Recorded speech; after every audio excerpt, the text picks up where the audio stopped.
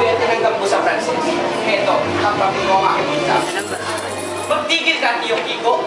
Nagtitiyak kung higit na malaki yung negosyo ng mga fry. Alam mo ba na ang kalahati ng magsisipa sa Japan ay manonood dahil sinabi ng mga fry ng huwag manood? At ang kalahating fry dahil sa pag-aakalang ay tinuturo ang palabas. Kaya pinagbawal ng mga fry. Mabuti ng mga paski. Ngunit mas mabis ang pagtao pasukan pagbabawal ng mga pari.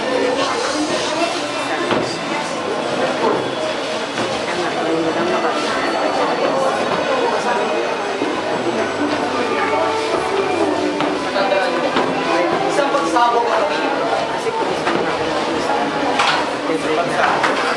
Oo, isang malakas na pagsabog.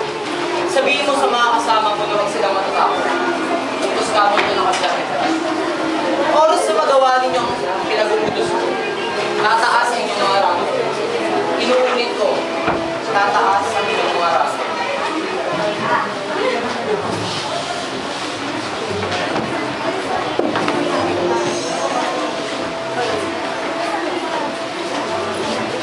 Ano nga ba ang halaga ng pagsalakay ng iba? Kung ganitong nadangaki ang aking sikulat, ito ba?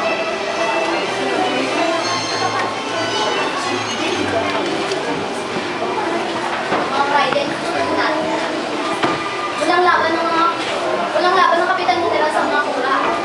Ang Kapitan General ay pinapalitan lamang at pinapadala sa ibang probinsya ng inyong kanya.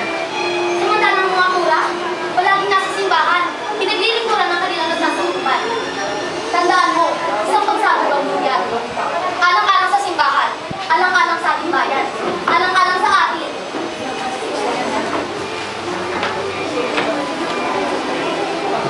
Teka.